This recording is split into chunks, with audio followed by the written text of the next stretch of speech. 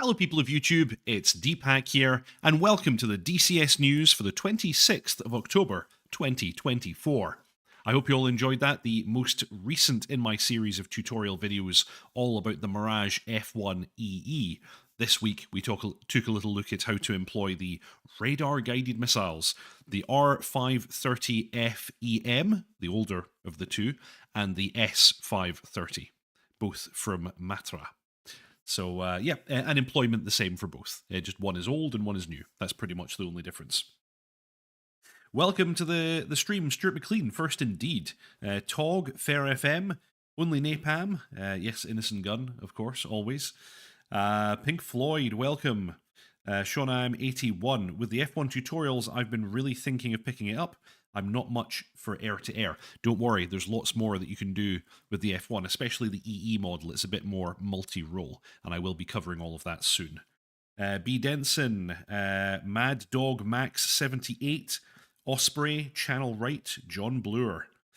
F1 is fun, Jet. Can't wait to see the M. Yeah, me too.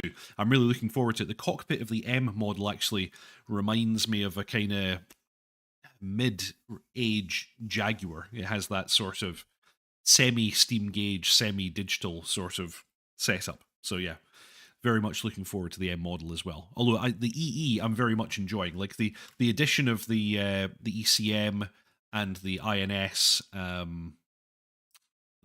What else do you get? Oh yeah, and the more modern RWR and the refueling probe makes it a much more capable aircraft. Fair FM, welcome to the stream. Hello, hello, hello. Please remember to subscribe, like, and comment if you haven't already done so. I'm going to get my quick reminder in there early. That's a really big help to me and to the channel. John Bloor, that halfway house between steam gauges and digital is my jam. Welcome to the stream, JP Gibbons. Nice. So, yes, I wasn't here last week. I was on a vacation again, so we have 2 newsletters to catch up with, but there hasn't been that much going on. Really, has there? A little bit. There have been some bits and bobs, and there have been some kind of interesting responses from the community as well, which we're going to cover, of course. Welcome to the stream, Samantha. Bunny. Yes. So yeah, there's been some interesting stuff going on here and there. Let's begin with the earlier of the 2 newsletters that we have. Here's the one from the 18th of October, and mainly what's going on here is we're talking about DCS Iraq. The wait is almost over. We are ecstatic to announce the DCS Iraq is now available for pre-purchase, and its official launch is coming soon. Get ready to soar through the skies of one of the most historically rich and significant conflict regions in the world. Watch this tease video. Well, you know, we have to do as we're told. We've got to watch the tease video. So let me get that queued up for everybody just now. And here we go. Let's have a little look at Iraq.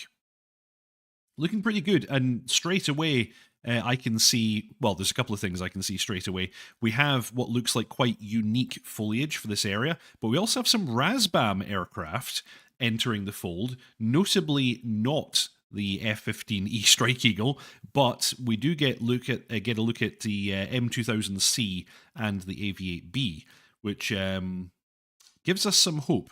And I'm going to cover a YouTube comment in just a moment, which appeared below this video. There were a few. Byron Farrow, welcome to stream. Tog, 80s Iraq or modern Iraq? Good question. I don't know the answer to that. We'll check the newsletter and see if it says anything. But yeah, bunch of pew pew and whiz and bang all in this teaser video. As always with Eagle Dynamics teaser videos, looks really good. Great audio, really good music as well. Notice the Abrams. Yes. Oh yeah. Orleans Junkie, I see a lot more pitchforks after this week's newsletter. Yes, very true, and we're going to cover that in just a moment. Yeah, not everybody was happy. People were not universally happy, and we'll discuss that. Digital Combat Simulator Iraq. Oh my. And yes, pre-purchase now with a 30% discount. Very, very exciting. Fair FM, no A6s, shame. Pink Floyd, mountain textures look pretty sweet. Yes, I agree. So, yeah, of course, a few different bits and bobs to call out. One of them, of course, being that people were quite angry that the Iraq map was entering early access when the Afghanistan map is still in early access and is still very much incomplete. Eagle Dynamics defended this, and actually we'll cover it in the next newsletter that comes up. But Eagle Dynamics did defend this move, and they did say that it is in fact two separate map teams, and so the release of one has no effect on the other. They also mentioned the fact that, of course, the teams that do the core simulation and the improvements to that have nothing to do with map development, because a lot of people were complaining not only that Iraq is now going to be released when Afghanistan is not finished, but they're also complaining that the ground AI needs all kinds of improvements, and you're just going to be holding all of that back, and finish your modules and finish your core features first. And ED did respond to this and say, hey, look, there have been a bunch of improvements to the ground AI in just the last patch, and we're going to continue to improve upon it. So, chat, you let me know. I am monitoring chat as always. Are these fair comments or not? Should ED focus on the core simulation rather than creating maps? Even if, as they say, these are in fact different people working on these different things. Osprey, Iraq, is it really that different from Afghanistan, other than being a different country, obviously? Well, it's a different region of Earth, that's for sure. Iraq and Afghanistan, they're quite a distance apart. And Iraq, this is me, I'm probably going to show my ignorance now, but if I remember correctly, Iraq is very, very deserty and mountainous, whereas Afghanistan actually has areas, I think, in the south, which are much greener. So Afghanistan, now I'm kind of racking my brain here, but I think it has kind of a very mountainous, dry region. It doesn't have a desert, as far as I'm aware, and then it does have a very, very green area as well. So in my head, with my limited knowledge of these two countries, I think that yes, they are indeed quite different places. So anyway, Orleans Junkie, I think it's more about just about two maps being the issue from what I read. Oh yes, yeah. It's more than just the map development. People are upset with the early access modules not being complete as well.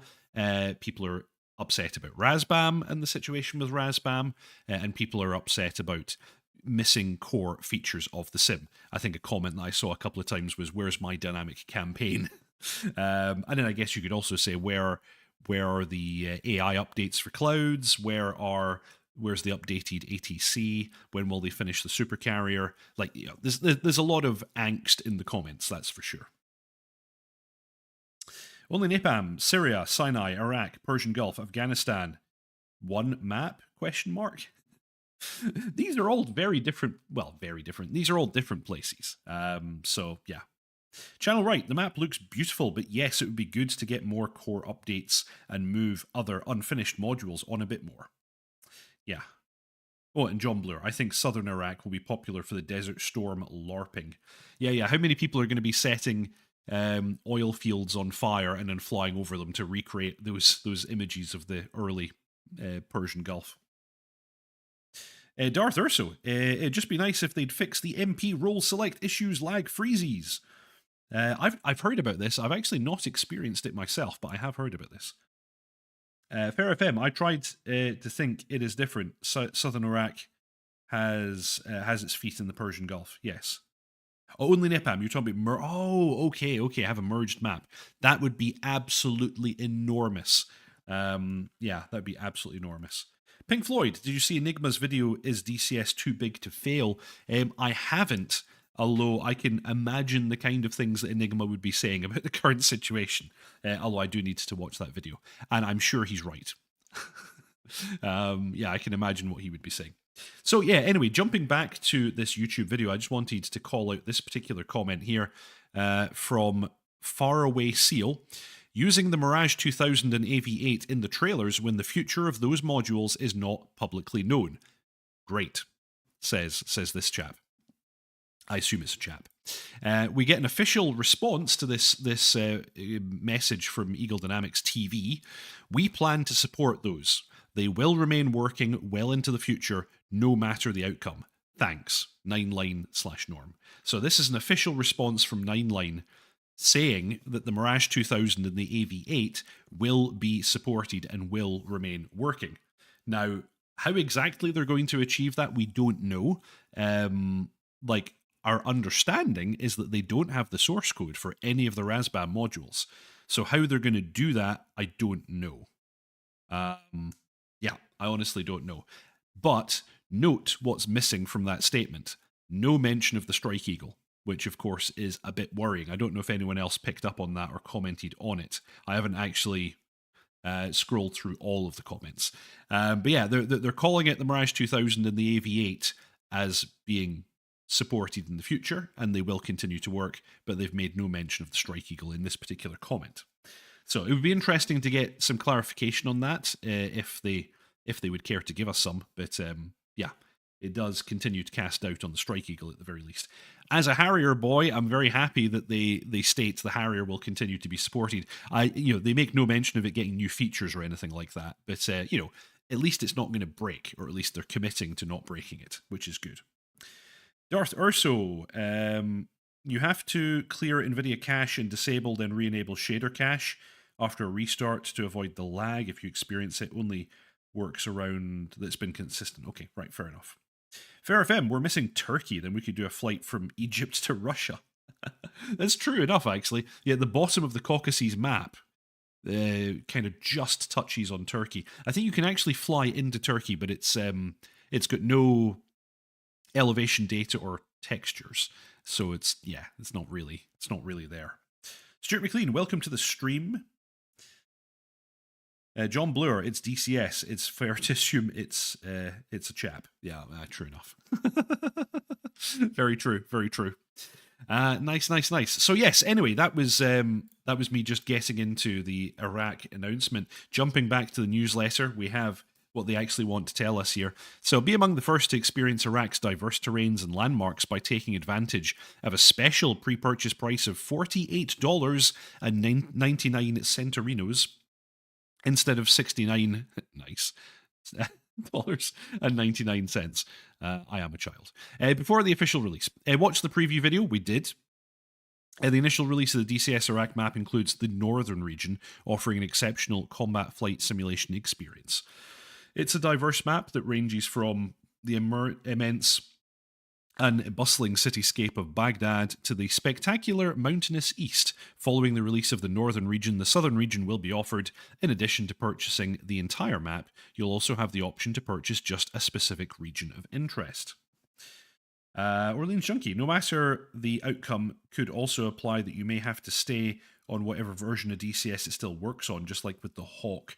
Yeah, you do make a good point, Orleans Junkie. That has been a solution in the past. However, Nine Line, I believe, already commented in the forums that they have new functionality in DCS that allows kind of wrappers around the different modules. So even if like the internal API changes over time, they can kind of pin modules like the Harrier to an older API version, and you can continue to update DCS and it'll continue to work.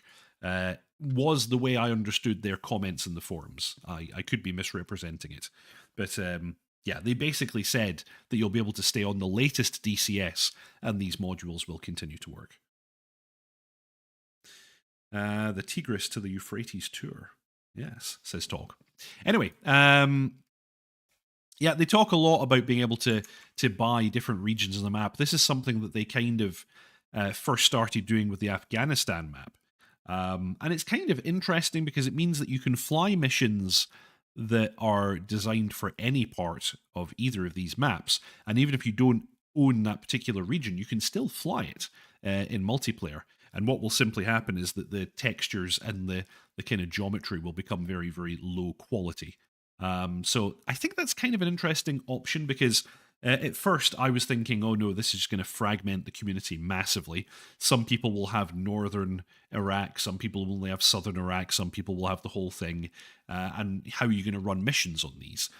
So, I think it's a fair solution to say, look, if you own any part of the map, then you can fly the entire map. You just won't get full quality in all areas. You only have high resolution and whatnot in the areas that you own, which, makes sense. So anyway, DCS Iraq, pre-order now. And the entirety of Iraq, it'll include all significant cities, air bases, points of interest, and more. It'll include the detailed northern region map and the detailed southern region map when available later. This will be a new level of terrain detail and accuracy. And actually, in the next newsletter, they even talked about the fact that the reason that parts of Afghanistan are now delayed is that they have, developed new technologies during the process of making the Iraq map that they then want to port back into Afghanistan. So, sounds like a good thing overall. So, northern Iraq, key locations such as Baghdad, Kirkuk, Salaimania, oh dear, and more, I apologize. Key air bases including Al-Assad, Balad, Baghdad International, and more. Ideal to recreate the war on terror and the war on ISIS in Iraq. And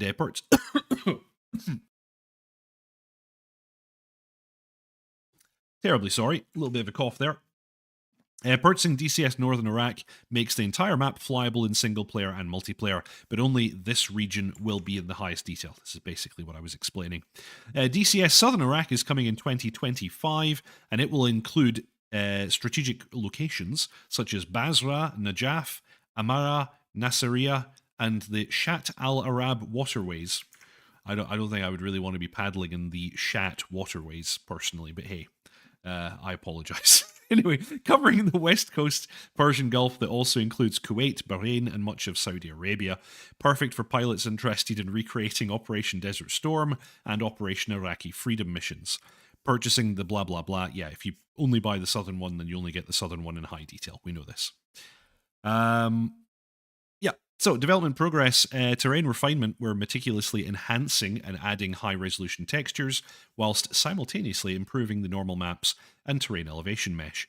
The goal of which is to provide an outstanding and immersive experience from very low to very high altitude. Somebody should really proofread these newsletters. They often have these little mistakes. ED, if you're watching and you want me to do that for you, I can give you a very competitive rate. Airbase detailing. Final touches are being applied to all major airbases that include accurate layouts, taxiways and runway signs, lighting, surface textures, hardened aircraft bunkers, and support facilities. All airbases are being recreated with detail and authenticity in mind. Ground objects, we're developing detailed models of unique buildings, vehicles, points of interest, like monuments and dams, and environmental assets. Also, mission and campaign development, our mission creators are preparing a variety of missions for our most popular aircraft. Mission scenarios include the Gulf Wars, the War on Terror, and the operation against ISIS.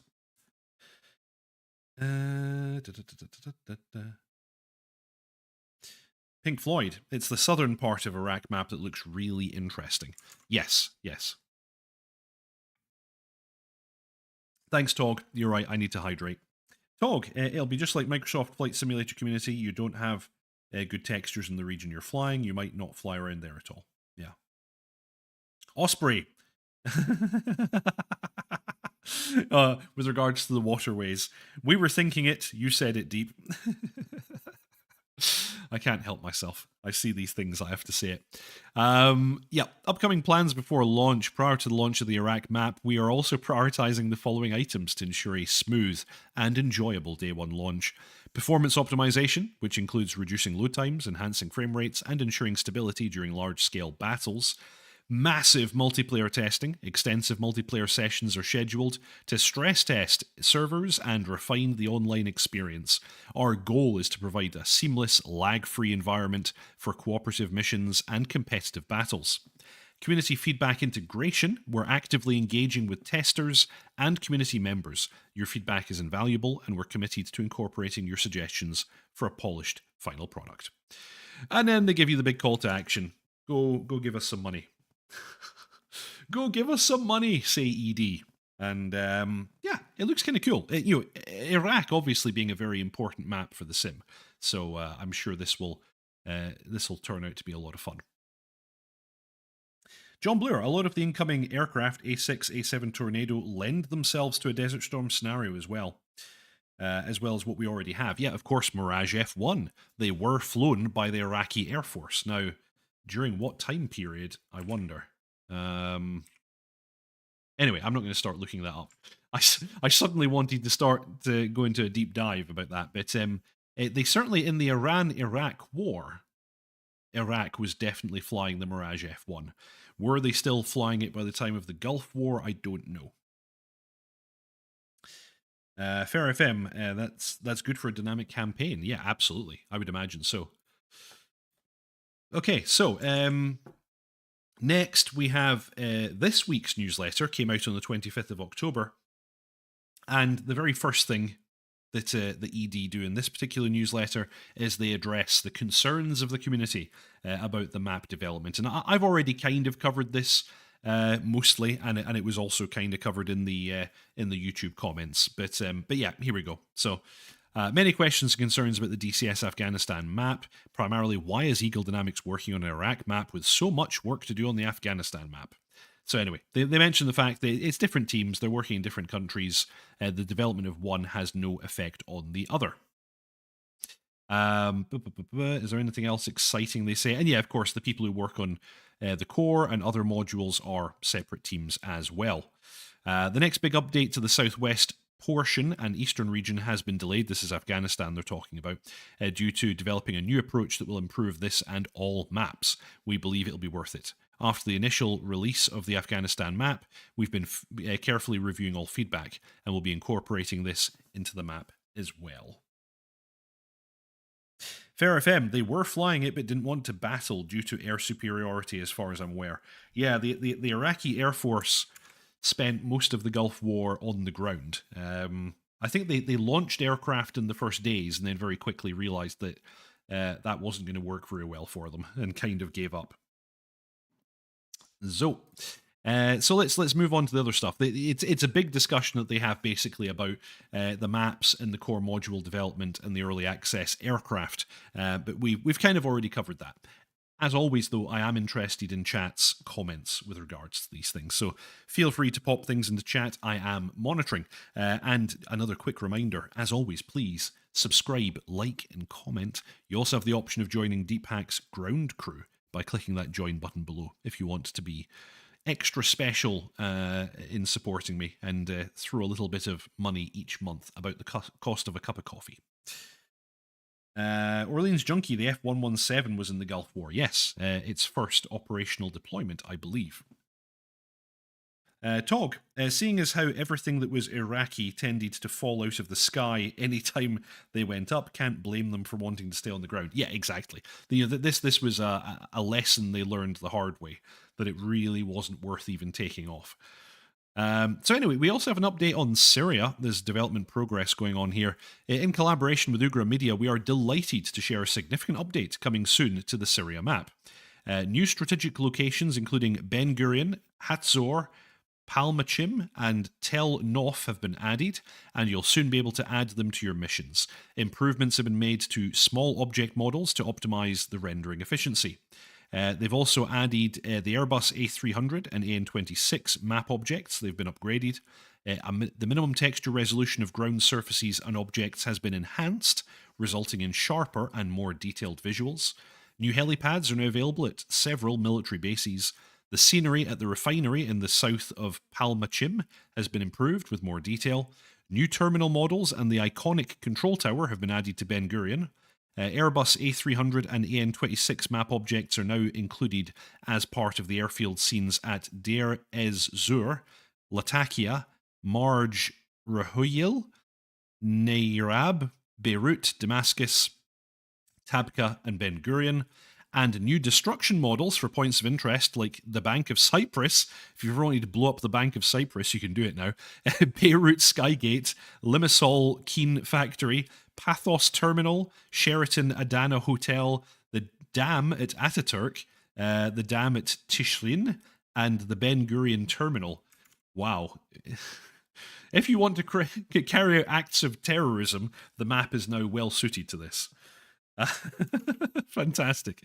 And in a bunch of bug fixes. We've also got some development progress for Normandy 2.0 here as well. I actually don't have this map, but it does look very pretty. But again, Ugra Media, they've optimized the building models and structures to improve overall performance. The bridge scene near the Palace of Westminster has been enhanced with greater detail. Additionally, the model of the Notre Dame de Paris has been improved. There are new airfields at East Church, Headcorn, and Hawking airfields. They've been added and are perfect to enrich your mission planning. There are also new historical sites to enhance the historical authenticity of the terrain. New historical sites such as the Basilica Sacré-Cœur, the Palace of Versailles, Hampton Court Palace, they've been added. Additionally, high flags at forts and major cities will be available. And we're getting an Apache campaign. I won't read this one out. Outlaw Fury, is this where everyone goes to complain? Well, you know, we are simmers. Simmers do like to complain, vocally and publicly on the internet. Fair FM, I read about they're parked at Nellis at the moment. Oh, the F-117s, nice. Very good. Yeah, Osprey, the F-117, the modern art take on aircraft.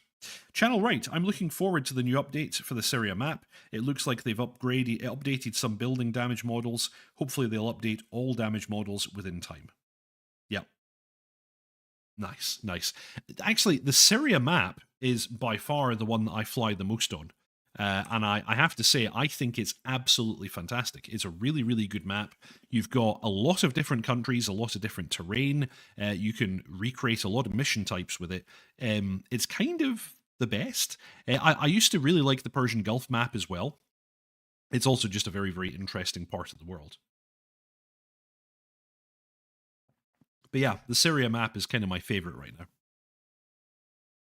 Only Napalm, I had Joy to act finish Special Border Guard JTAC for FAF Hornet attacks in the Baltic Dragon campaign. Arctic Thunder and Reflected Simulations brings you the mighty RNOAF F-16s to the scene. Check it out. Excellent, excellent. So you're in that. Fantastic. Only Napalm is in this particular campaign. Very, very cool. Alrighty, moving on, we have a new video from the one and only Matt Wagner, all about the air-to-air targeting mode of the radar for the Apache.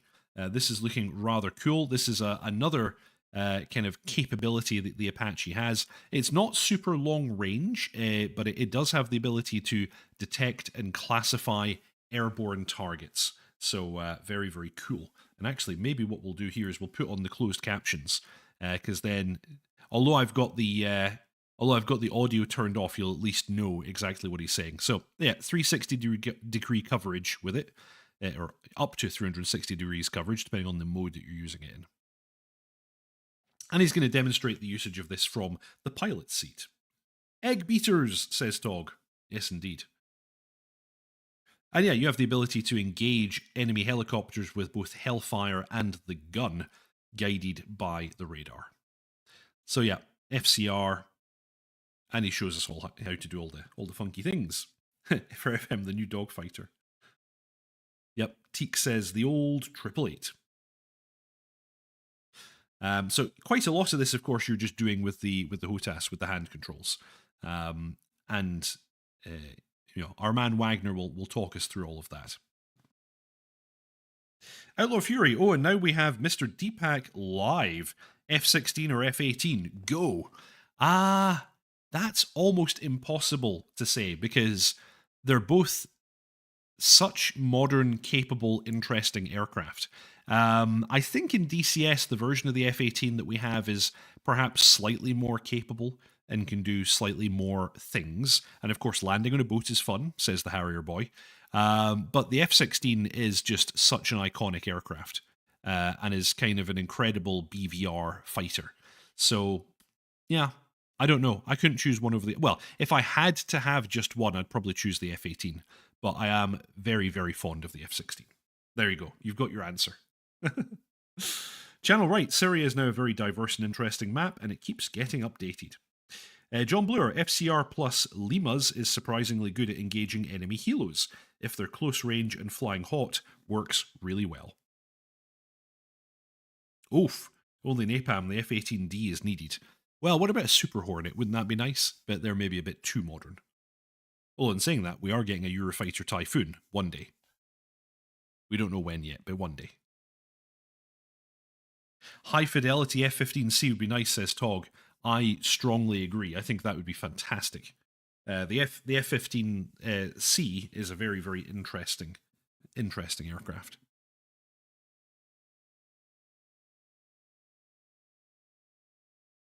And John Bloor saying that he suspects it might be in the works. Interesting. Yeah, so 8-kilometer range on this air-to-air mode, by the way. And you can adjust the elevation of the radar up and down. Note, however, if you adjust it down too much, the tail of the helicopter will obscure your view to the rear, and I think we actually see that at some stage when he starts playing about with it.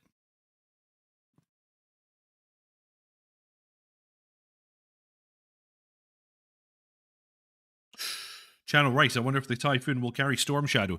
Not initially, no, because it's... Oh, there we go. There's the FOV exclusion over the tail rotor there. Yeah, initially it's going to be an earlier version of the Luftwaffe Eurofighter Typhoon, and they did not have Storm Shadow. F-15E and F, and especially the G, are too secret and too new. Yeah, I know, says only Napalm.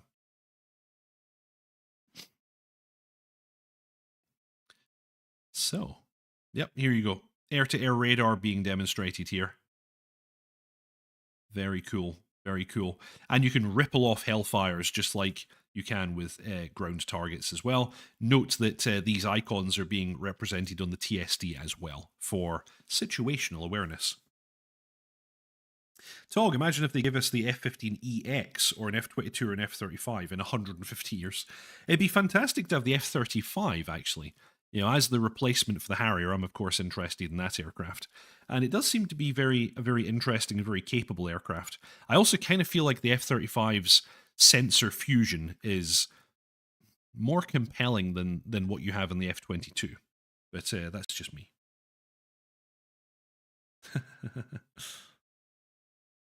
Nice. And there you go. One final note, seems to cause some confusion out there. The US operated the H-64D without stingers. So yeah, he's kind of stating again at the end there that the US Air Force never had stingers on their Apaches. And the other thing to note is that where the stingers would have gone, we actually have the countermeasures warning system on those kind of wingtip stations. So you could never even install stingers without like ripping out half the wiring of the helicopter. So yeah, not going to happen. Despite people continually asking for stingers on their Apaches, it's not going to happen, sadly. So check out Matt Wagner's channel for that latest video all about the Apache's air-to-air radar. And back to me. Woohoo! Channel right, I think they need to modernize Red 4 if we want to balance out the capability. Yeah, that's the thing, like... it's not really going to happen in so much as we're not going to get modern Russian aircraft. Now, should we swap that out and start doing Chinese aircraft? I think yes, and I think with things like the Chinese asset pack and the JF-17, there have been steps towards doing that. I think that's definitely the way to modernize Red 4. We're not getting anything Russian anytime soon. Like, we're lucky we even getting this very, very early model MiG-29, which is coming at some stage soon. Orleans junkie. Yeah. This got your finger on the pulse here. Blah blah blah. How real is the KA-50? Well, of course, the KA-50 is a complete nonsense. The helicopter that we have in game is one specific airframe that was a prototype and had various systems installed in it during its life. Now, of course, KA-50s kind of existed in a period of time. They maybe even still exist today, although only a handful. But they were, as far as I can see, they were only ever low-rate production samples that happened to be put into combat, most notably in the first or second Chechen War. I don't remember which. Anyway, they were in Chechnya at some stage. But I don't think the Ka-50 has ever really seriously been deployed. And each one seems to be a little bit different. So yeah, the Ka-50 is a complete nonsense. Now, I really enjoy the fact that we have it in the game, but it is very much an anomaly. It's nothing like any of the other modules that we have in the game. All the other modules we have in the game are serially produced, standardized aircraft. The Ka-50 that we have in the game is very much a kind of Frankenstein's monster of a prototype, low-rate production hack. It's a very strange helicopter. Fair FM, go J10 or J11. John Bloor, there's a third option. You do Flaming Cliffs level Modern Red 4 as a compromise. Oh, Fair FM also said J11, yeah. Yeah, my vote would be for the J11. I think that's a more compelling aircraft. Only Napalm, MiG-29A, back to the 80s. It is cool. It is cool. The Fulcrum is super cool. Tog, not certain we'll get high-fidelity Chinese stuff soon either. Well, the thing is, the Chinese stuff at least is exported, and so there are manuals out there and so on. Things like the JF-17 we were able to get because it's an export aircraft. Whereas Russian stuff is pretty much forbidden at this stage.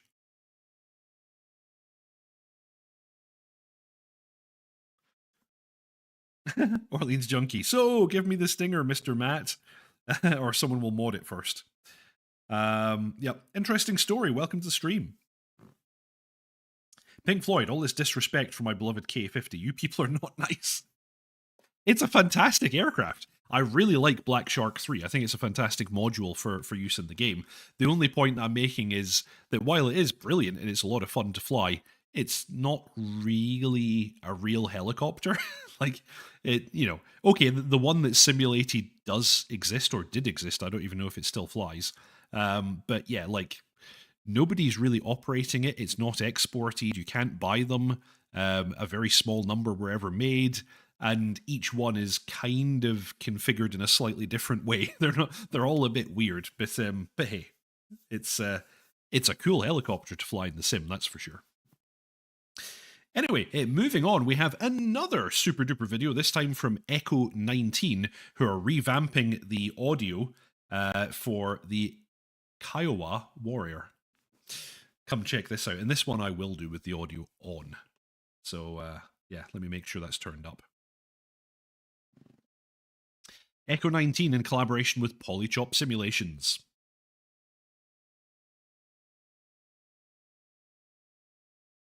Oh, actually, stand by. I think I have the wrong audio device selected for this channel. Give me one moment, and I'll get you your proper audio.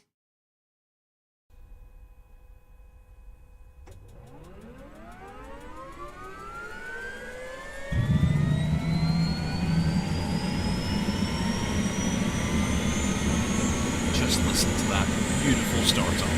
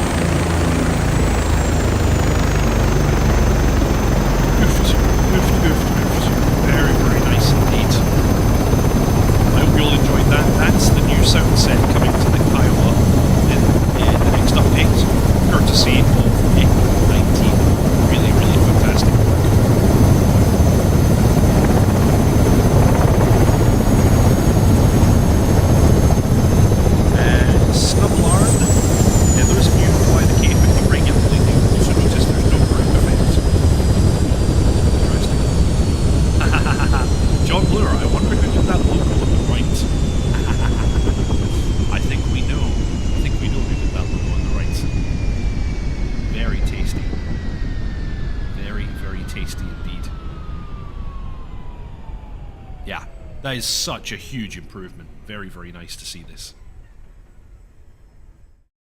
Beautiful. So yes, that's coming soon. Just catching up with chat now. Interesting story. Thank you for the Kiowa series. You're very, very welcome. It was so much fun to fly that. B. Denson. So good. Tog, wouldn't mind seeing a KA-27. Is that the naval one? Let me just very double... Yes. Strongly agree. Those are really cool. And in fact, there are heavily modernized versions out there now. Still in use by the Russian Navy, which looks super cool. So yeah, I would also rather like to see those. I think it'd be a lot of fun. That would be super cool. I'm just actually bringing up some other stuff just now as well. But anyway, we'll cue that for later. Orleans Junkie, no info on the C-130. I thought that'd be an easier module, but I only assumed. It has a huge amount of avionics for them to simulate, so that might be some time yet. Channel Right, don't you think the ED could add some artistic license when it comes to aircraft systems? What would people think about that, I wonder? This is a discussion that has been going around in the community for quite some time. ED seem to have gone down on the side of, we want things to be realistic and to represent aircraft that were, in fact, purchased and deployed by real air forces. And I think I agree with that. Like, you know, of course you can always mod things, but I think the aircraft modules as they come should be realistic and they should represent aircraft that existed. Now, of course, the K-50 already breaks that rule, but I don't think there should be any others. You got to keep in mind that the K-50 was the first DCS module, so it's not surprising that it's a bit of an anomaly.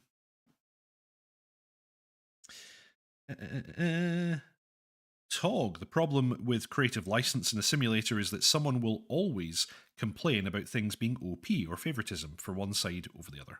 The thing is that, you know, the simulation makers, it's not their job to balance it. The people who create the scenarios, the missions, the campaigns, they will balance it. Like, you know, saying, oh, if you're going to have a Strike Eagle on Blue Force side, then you have to have something equally amazing on the Red Force side. I think that's missing the point, and that's not reality. Like, when you're recreating real life scenarios, they're not usually balanced. That's not how war works. People don't go to war, you know, with completely balanced setups. They want to, you know, achieve dominance. Yeah, Byron Farrow loves the sounds. Byron Farrow, nice update. Thought it might be an extra purchase. No, it's not. John Bloor, I think PC recognised the best way forward was to let some pros like E19 do it for them. Amazing work so far, also frees up PC to do other stuff. Only Napalm, realism keeps us going. Yeah, strongly agree. I think this is really, really cool. And actually related to this, now, I don't know... I saw posted some a potential sound mod for the Harrier in DCS by a chappie called Jaffa Productions. And he has 5 subscribers on YouTube. Seems to be a very, very small outfit. So I don't know if this is going to happen or, you know, what the quality will be like or whatever. But he posted this video and I thought it looked pretty good. And I, in particular, liked the interior sounds because I've always been missing that wonderful, wonderful buzzsaw sound that you get in the cockpit of the Harrier in real life. It's not represented in the sim presently, but he seems to have captured it, at least partially. Also note that he has a modified version of the model to make it look more like a Sea Harrier, which I kind of appreciate as well. But have a little listen to this.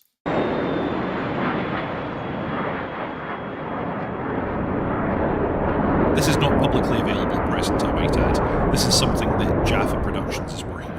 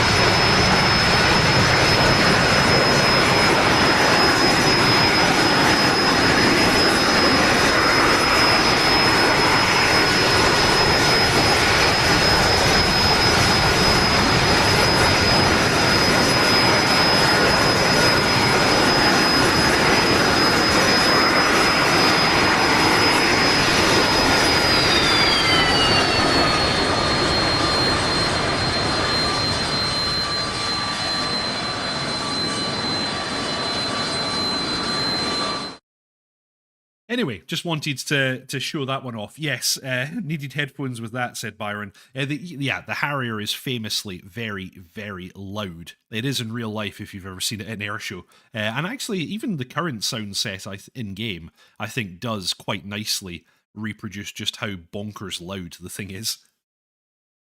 What are we saying here?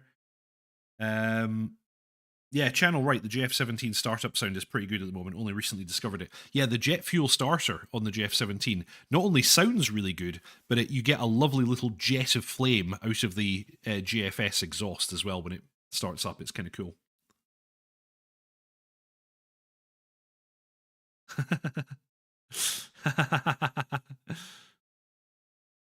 Snublauren, has any function of the Harrier been broken yet because of a lack of an update? No, I fly it non-stop. I'm actually the squadron leader for 3 Squadron, which is the Harrier squadron in VAF, and no problems with it whatsoever so far.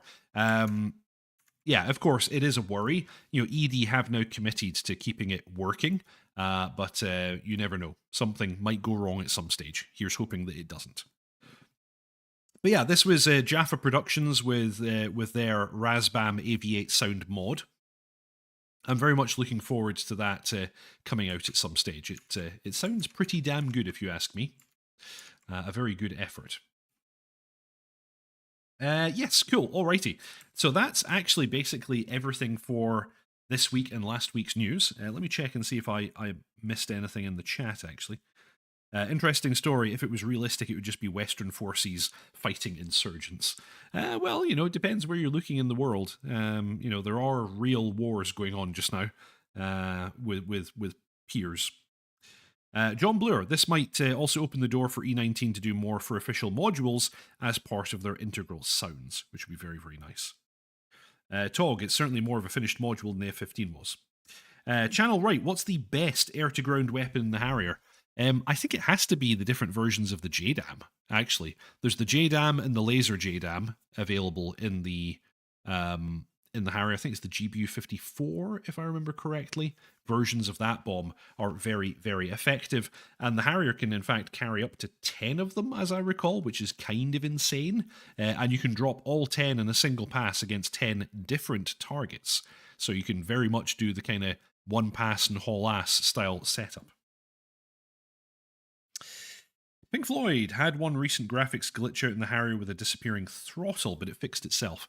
That's most likely not the module itself. That'll be DCS probably doing its usual nonsense. John Bloor, APKWS is lovely too, especially the MPP warhead. Yes, but it's underwhelming against properly armoured targets like main battle tanks. I've scored as many as 8 hits against something like the T-80 and not particularly. We not destroyed them for sure. Probably maneuver killed them. The sidearm, yes, unfortunately doesn't exist anymore in the real world. But yes, very cool weapon. If it were a Marine variant, it would be the Pilot. Well, the US Marine Corps Harriers, each one does in fact contain a real US Marine, not to be messed with. Nice. Cool. Anyway, that is all the news we have for this week. Please, please, please subscribe, like, and comment. And now I'm going to go ahead and pimp the VAF. The VAF, or the Virtual Air Force, is a virtual online squadron originally started by myself and Dot Chuckles many, many moons ago. We're always looking for more pilots, air traffic controllers, mission makers, livery makers, scripters, and anyone who wants to fly with us or hang out with us, basically. We're currently recruiting pilots for the F-14, the Harrier, the F-4, the F-16, the F-18, and we have a combined rotary squadron. So yeah, always looking for more pilots. We're generally flying on Tuesdays and Thursdays at 8 p.m. UK time. You can join the Discord link below. Fair FM, go Trickers! Woo! Byron Fire, I was really hoping Razbam would do a radar version. Yeah, that would have been nice. That would have definitely been nice. Although, the British never used any radar versions, so, I don't mind too much on that one. But yeah, a radar variant would be super cool. Channel right, still no data cartridges. It would be so convenient to have those in the F-18 and F-16.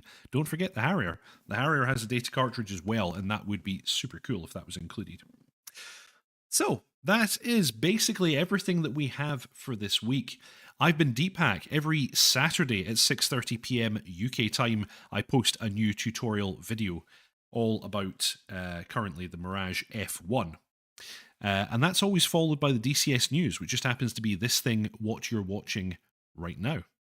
Please subscribe, like, and comment. If you would like to further support me in the channel, you have the option of joining Deepak's ground crew by clicking the join button below for a small monthly fee about the cost of a cup of coffee, and it helps me to create my tutorial content and run these news streams. Thank you ever so much to those of you who have already joined Deepak's ground crew. You gain access to a little Discord server that we have, and I haven't done it recently, but we would normally do some flights together, so I need to get one of those going soon. Thank you very, very much. Channel Right, J.R. Walker, Fishy's Canal, Mr. Yeti, Bread, Tier Zero, Sean IM81, John Bluer, Tea Kettle Barbecue, Whiskey Dale, Stuart McLean, Mangash, Exorcist, Frantic, Michael, Willow Wilson, Byron Farrow, Osprey, A Balance, Pink Floyd, and Samantha. Thank you all very, very much for your support. Oof, what are people saying? Great stuff, Deep. Have a great evening, says John Bluer. Thank you for the show, Pink Floyd. Bye all. Thanks, Deepak, says Osprey. Thank you very, very much. I've been Deepak. Fly safe, and I'll see you all next time.